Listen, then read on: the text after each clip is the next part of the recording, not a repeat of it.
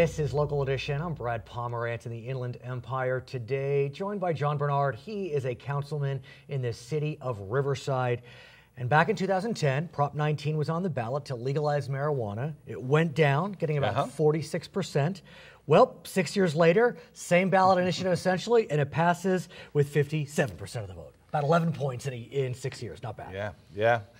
Prop 64, recreational use of marijuana. Right. Something all of us in the city have to figure out how we're going to regulate and work with this. And let's talk about that, because when you look at what happened up and down the state, in Southern California, every county voted in favor of Prop 64, including Riverside County. Yes.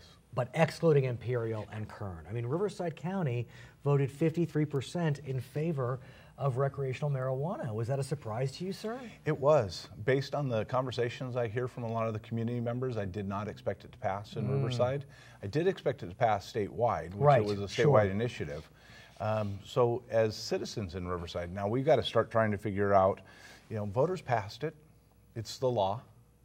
Do we have the right or the responsibility to say no? Well, let's talk about that, because Riverside's in a very unique situation. As you know, a few years ago, Riverside took a case all the way to the California Supreme Court. And that case dealt with medical marijuana. And Riverside had banned medical marijuana facilities.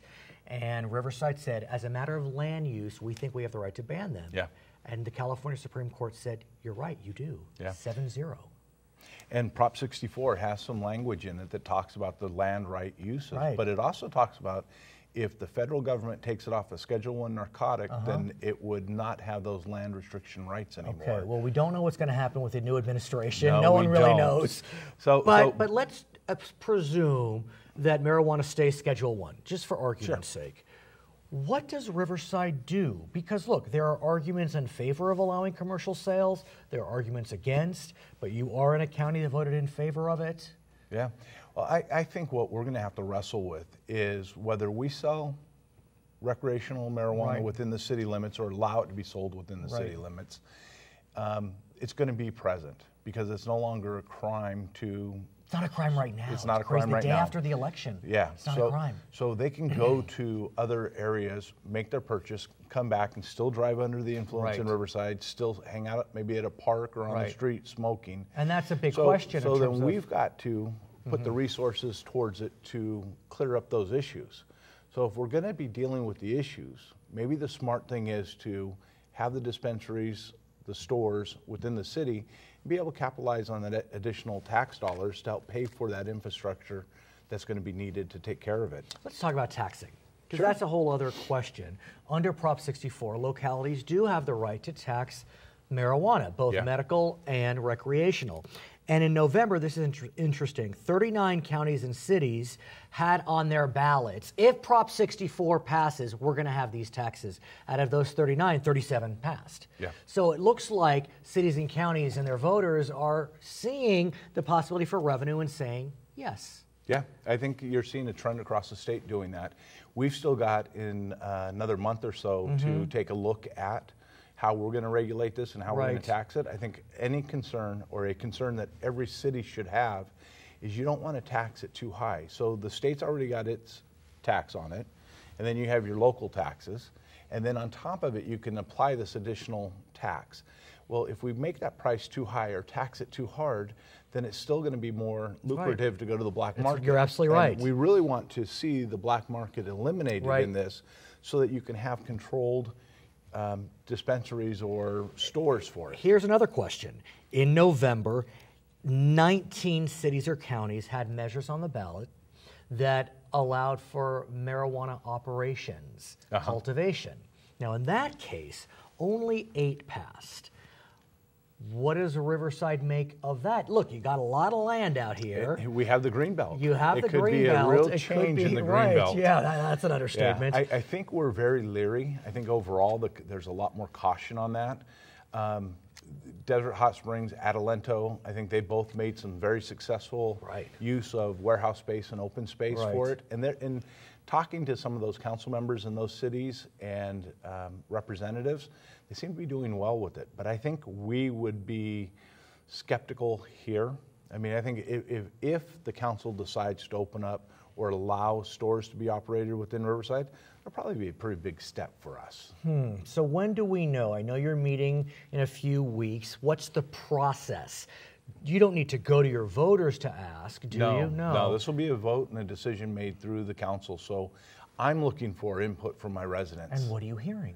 Actually, I'm hearing more 57% right, or 52%. Right, more in favor. I happened to have dinner with somebody a couple of days ago, and where this person told me she was opposed to it in general, said that she did vote yes for it. Here's my question. I've spoken to one challenge. of your colleagues, and he told me that he's hearing that his constituents don't want the dispensaries.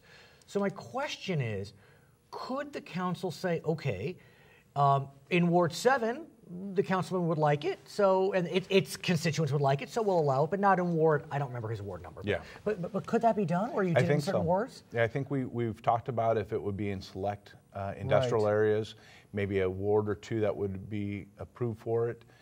So yeah, we have flexibility on how we regulate this, and I don't think we'd run into barriers saying it's allowed in this section and not that.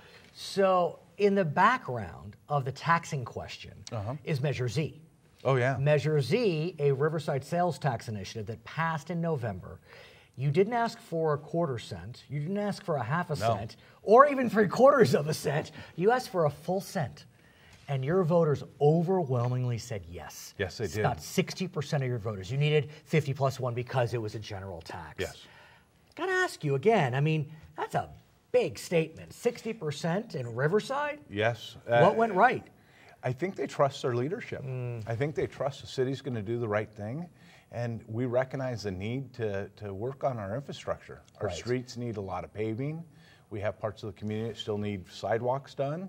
So those portions are there for the citizens and need to be done for the citizens. And as I understand it, there is discretion on how that money will be spent because it's a general tax. Yes. So it's open. It goes to anything that the general fund would be allowed to spend it on. But we are gearing it towards the police department, public safety. We have a large need there. We have some pension bonds that need to be cleared up. We have some minor they're major capital improvements, but a couple of items. And then we have our infrastructure, streets, roads, sidewalks. So let me ask you about streets and roads, because as you may know, Sacramento again is looking at providing funding for streets and roads. The Democrats now have a 2/3 majority, and so they probably have the ability to push through their plan, whatever it may be. Whether you support the plan or not, they may have programs whereby if the locality can match, you'll get more state funding. Dollars. And so could you put some Measure Z money towards that? Yes. Yes. Are you thinking of that? Yes, and then that gives us the ability to leverage it and expand. We need about $20 million a year in road money going to paving to get caught up. Right, you may know this, but I read recently that local roads in California need $78 billion of improvements. State roads, $59 billion. I mean, the numbers are massive. Yeah. Massive. And the cities don't get, counties and cities don't get those gift funds from the state and the feds like we used to. Hopefully some of that infrastructure money is coming back. It is Measure A. And the new president does say he wants infrastructure projects to start as soon as he can, so we'll have to see if that money comes down. His name is John Burnard. He is a councilman in the city of Riverside. My name is Pomerance in the Inland Empire. It's Local Edition.